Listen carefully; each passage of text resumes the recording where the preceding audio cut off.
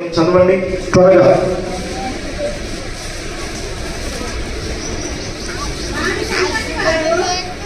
అమ్మా చదువు. వారి సంతతి వారు భూమి మీద బలవంతులందరూ, యథార్థవంతుల వంశపు వారు దీవించబడతారు. ప్రార్థన. మహాపరిశుద్ధుడా, జీవన కలిగిన మా తండ్రి, మీ మాటలు ధ్యానం చేసుకుంటుండగా అర్థమైన విధంగా బోధించి మాట్లాడి సోమరితనం నిర్లక్ష్య స్వభావాలన్నింటినీ విడిచిపెట్టి మీ బిడ్డలు మీ మాటల వైపు దృష్టి, మనస్సు, శ్రద్ధ నిలుపునట్లుగా సహాయం చేయమని ప్రార్థిస్తున్నాను తండ్రి. ఆమేన్, ఆమేన్.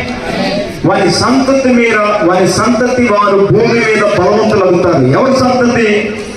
ఎవరు బలవంతులు అవుతారు? యెహోవాను స్తుతించే వాళ్ళు బలవంతులు అవుతారు. యెహోవాయందు భయము భక్తి కలిగిన వాళ్ళు బలవంతులు అవుతారు. ఆయన ఆజ్ఞలను బట్టి అధికంగా ఆనందించడానికి ఆ కృపను దేవుడు మాత్రమే కలుగు చేస్తారట. ఆమేన్. ఎవరు బలవంతులు అవుతారట? ఆయన యందు భయము భక్తి కలిగిన వారు మాత్రమే బలవంతులు అవుతారు. హల్లెలూయా. ఎక్కడ బలవంతులు అవుతారు? వారి సంతతి భూమి మీద బలవంతులు అవుతారు. హల్లెలూయా. దేవుడు మీ సంతతికి మీకు బలాన్ని ఇవ్వబోతున్నాడు. ఆమేన్. ఆశీర్వాదంలో బలాన్ని ఇవ్వబోతున్నాడు.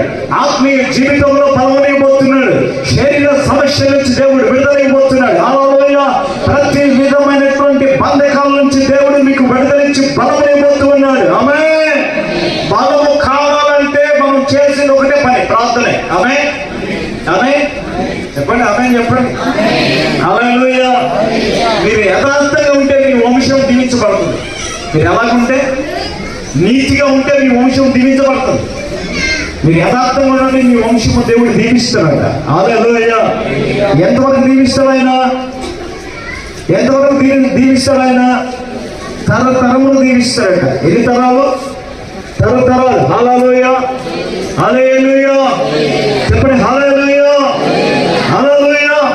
భూమి మీద మీకు బలం లేదట, భూమి మీద శక్తి లేదంటే మీకు ఏదో ఒక సమస్య మీకు ఎదురవుతుంది, అది మీకు బలం లేకుండా చేస్తుంది. హల్లెలూయా.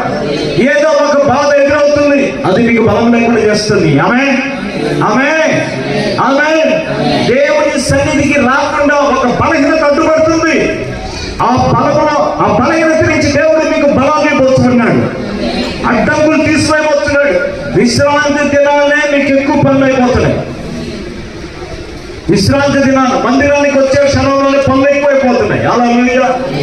ఆ పనులన్నీ దేవుడు ఏం చేయబోతున్నాడు తెలుసా? వాయిదా అయిపోతున్నాడు. ఆమేన్.